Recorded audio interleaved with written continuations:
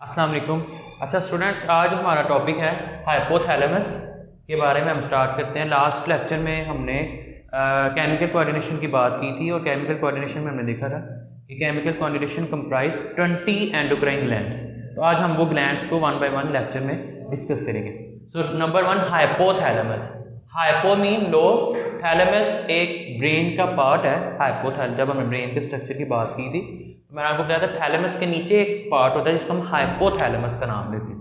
This is thalamus का, और उसके नीचे इसको हम नाम देते हैं hypothalamus because this is below the thalamus. That is how it is called hypothalamus.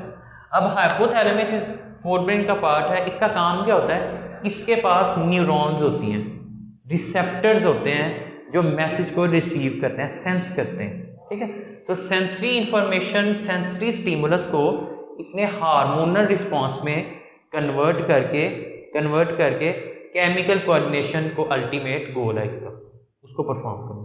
तो सबसे पहले इसने इसके पास जो न्यूरॉन्स हैं इसने वो जो स्टिमुलस शो करती हैं उसको सेंस करना है, सेंसरी इंफॉर्मेशन को रिसीव करना है थ्रू रिसेप्टर्स और उसको कन्वर्ट कर देना है हार्मोनल रिस्पॉन्स में। इसका मतलब है कि हाइपोथैलेमस कुछ हार्मोन्स, केमिकल्स, ऑर्गेनिक केमिकल्स को रिलीज करते हैं।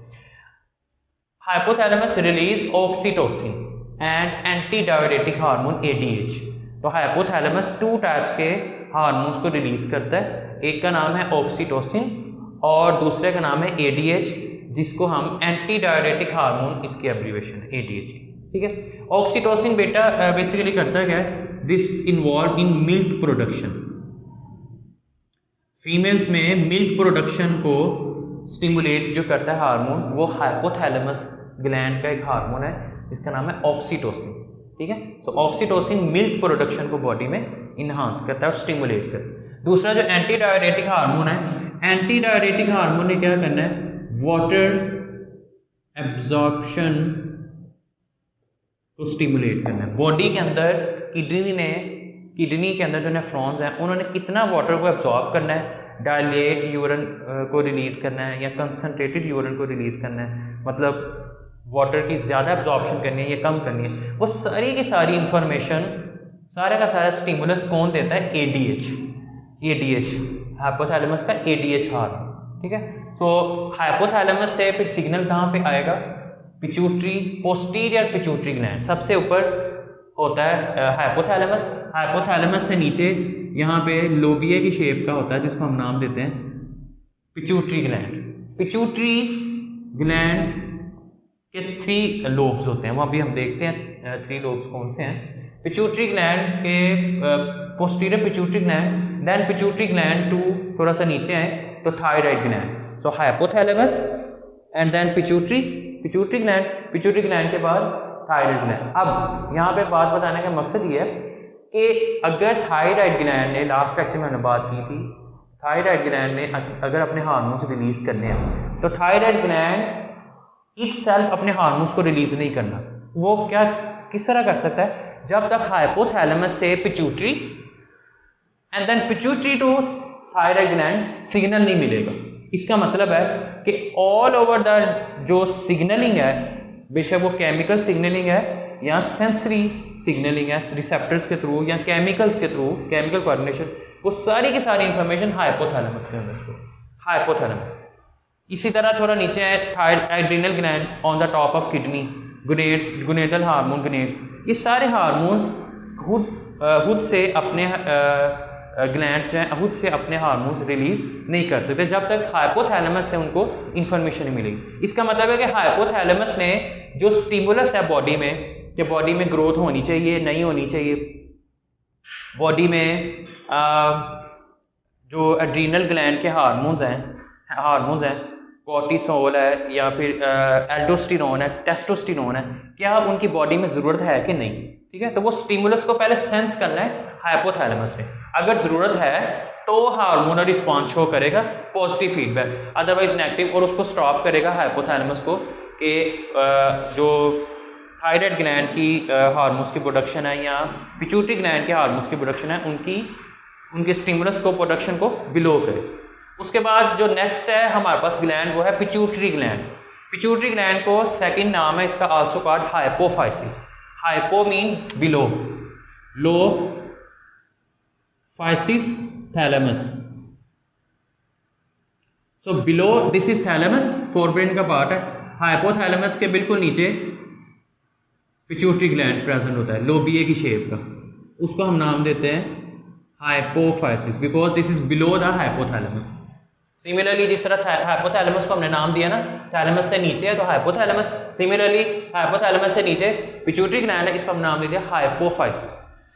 पिट्यूटरी ग्लैंड को हम लोग बेटा मास्टर ऑफ ग्लैंड का भी नाम देते हैं। मैंने आपको वेरी स्टार्ट में बताया कि hypothalamus is responsible for the secretion of all 20 glands की सिक्रीशंस को। फॉर एग्जांपल थायराइड ग्लैंड है, एड्रीनल ग्लैंड है, गोनेडल हार्मोन ग्लैंड है, ये सारे ग्लैंड्स इटसेल्फ अपने हार्मोन्स को रिलीज नहीं कर सकते जब तक हाइपोथैलेमस से इनको इंफॉर्मेशन सेंसरी स्टिमुलस नहीं मिल रहा, तो ये हार्मोन को हार्मोनल रिस्पॉन्स शो नहीं करेंगे। अल्टीमेटली हाइपोथैलेमस के बाद जो पिट्यूटरी ग्लैंड है, पिट्यूटरी ग्लैंड भी अपने हार्मोन्स, ये सारे अपने हार्मोन्स रिलीज नहीं कर सकता जब तक हाइपोथैलेमस से उसको सिग्नल नहीं मिलेगा। इसका मतलब ये हुआ कि सारे ग्लैंड से जो स्टार्ट पे ग्लैंड है वो है पिट्यूटरी ग्लैंड। पिट्यूटरी ग्लैंड के बाद आता है यहाँ पे थायराइड ग्लैंड। थायराइड ग्लैंड के बाद यहाँ पे किडनी पे एट टॉप ऑफ किडनी पे आता है adrenal gland and then gonadal hormone. ठीक है, तो पिट्यूटरी ग्लैंड को इसलिए हम लोग मास्टर ग्लैंड का नाम देते हैं कि ये बॉडी में 20 ग्लैंड्स की सिक्रीशन के लिए रिस्पॉन्सिबल होता है। ठीक है, अगर थायराइड ग्लैंड ने T3, T4, TSH को रिलीज करना है ग्रोथ के लिए, मेटाबॉलिज्म के लिए, तो जब तक पिट्यूटरी ग्लैंड सिग्नल नहीं देगा, नेक्स्ट हाइपोथैलेमस पिट्यूटरी से next thyroid gland.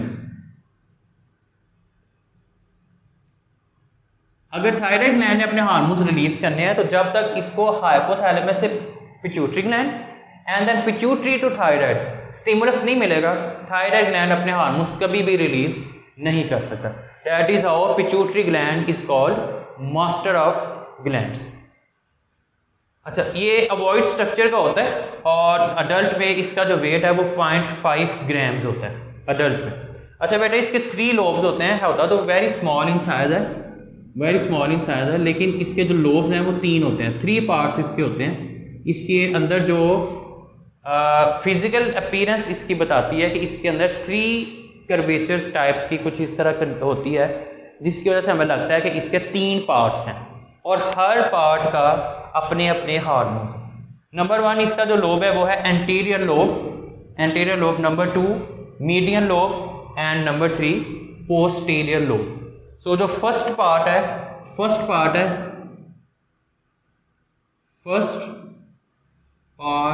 Of pituitary gland, उसको हम नाम देंगे एंटीरियर ग्लैंड, जो बिल्कुल फेस एंटीरियर साइड में प्रेजेंट है। उसके बाद मिड में जो मिड वाला पोर्शन है, ये वाला मीडियन लोब, इसको हम नाम देंगे मीडियन लोब, और जो लास्ट पे है एंड पोस्टीरियर साइड पे लास्ट पे प्रेजेंट है, इसको हम नाम देते हैं posterior lobe. So first lobe is anterior which is facing outside of the hypothalamus से फेस कर रहा है, दरमियान में मीडियन लोब है and then posterior lobe away from the median lobe. So anterior lobe further बेटा 4 हार्मोन्स को release करता है। Anterior lobe is responsible for the secretion of somatotrophin hormone, ठीक है, थायराइड स्टिमुलेटिंग हार्मोन जिसको हम TSH का नाम देते हैं, adrenocorticotrophic hormone ACTH and then GTH gonadotrophic hormone. ठीक है, so anterior lobe is responsible for the secretion of these 4 hormones. अब यहाँ पे एक बात है कि अगर posterior pituitary, not talking about anterior lobe, posterior lobe ने अगर अपने दोनों हार्मोन्स रिलीज करने हैं तो उसके लिए भी इंफॉर्मेशन हाइपोथैलेमस देगा। मीडियन लोब ने अगर MSH रिलीज करना है तो भी हाइपोथैलेमस सिग्नल देगा। एंटीरियर लोब ने 4 हार्मोन्स को रिलीज करना है तो भी इंफॉर्मेशन सेंसरी स्टिमुलस हाइपोथैलेमस से ही आएगी।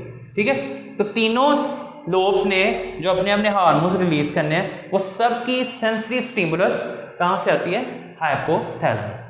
ठीक है, सो अगर एंटीरियर लोब का जो फर्स्ट हार्मोन है दैट इज सोमैटोट्रोफिन हार्मोन, अगर सोमैटोट्रोफिन हार्मोन बॉडी में एक्सेस है, जैसे कि मैंने आपको थायराइड ग्लैंड की बात बताई थी, थायराइड ग्लैंड यहाँ पे ज़्यादा हो जाए तो यहाँ पे थायराइडिज्म हो जाती है, गॉइटर, ठीक है, और लो हो तो हाइपोथायराइडिज्म, तो दोनों में एबनॉर्मेलिटीज होती हैं। अगर एक्सेस रिलीज हो गया ग्लैंड का हार्मोन यहाँ बिलो द सिक्रीशन है तो भी एबनॉर्मेलिटी होती है। तो सोमैटोट्रोफिन हार्मोन अगर तो एक्सेस रिलीज हो रहा है तो वो जाइजेंटिज्म कॉज करता है।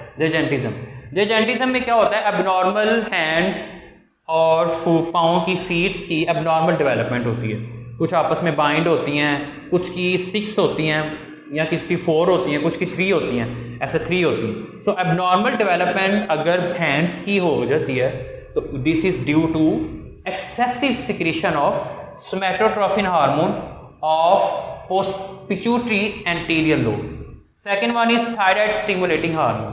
थायराइड स्टिमुलेटिंग हार्मोन बेसिकली इसका काम क्या है, TSH involve in stimulus to thyroid, ठीक है। Thyroid stimulating as a name suggested, इसने थायराइड ग्लैंड को, सो एंटीरियर पिट्यूटरी ग्लैंड के थायराइड के एक ग्लैंड हार्मोन TSH, उसका काम क्या है कि उसने थायराइड ग्लैंड को स्टिमुलेट करना है कि भाई तुम अपने 3 हार्मोन्स को भी रिलीज करो। इसका मतलब है कि TSH responsible for growth, because thyroid gland ultimately involve in growth hormone. Thyroid gland को हम ग्रोथ हार्मोन का भी नाम देते हैं, because thyroid gland is responsible for the secretion of 3 hormones T3, T4 and TSH, ठीक है, triiodothyronine, thyroxine and thyroid stimulating hormone.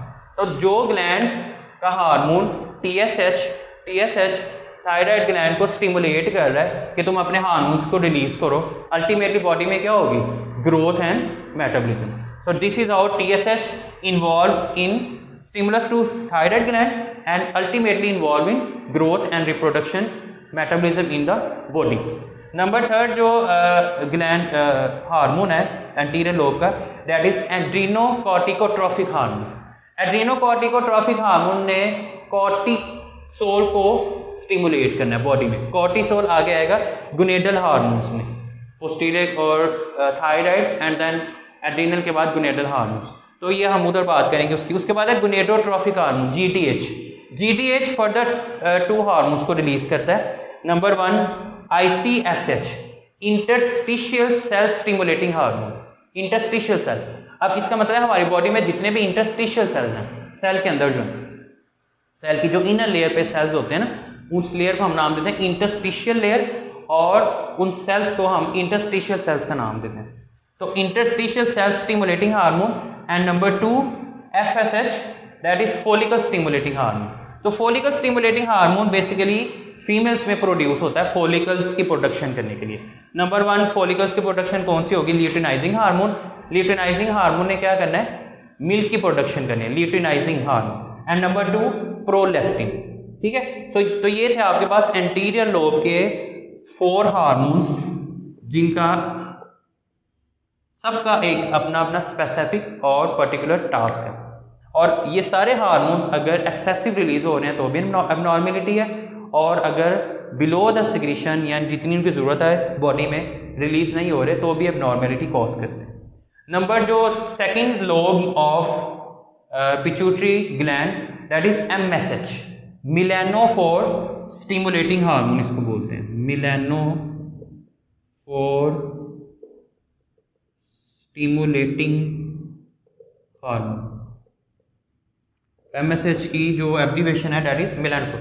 अब मिलेनोफोर स्टिमुलेटिंग हार्मोन है बेसिकली एडिसन्स डिजीज कॉज करता है। अगर तो मिलेनोफोर स्टिमुलेटिंग हार्मोन जो मीडियन लोब का हार्मोन है MSH अगर बॉडी में ज़्यादा रिलीज हो रहा है, मैंने वो पहले बताया ना आपको, तो कोई भी हार्मोन एक्सेसिव रिलीज हो रहा है तो भी एबनॉर्मेलिटी है, लो है तो भी, लो एक्सेस में है तो भी एबनॉर्मेलिटी है। तो अगर ये एक्सेसिव रिलीज होता है ना MSH से, तो ये एडिसन डिजीज को कॉज करता है। Addison disease basically skin disease है,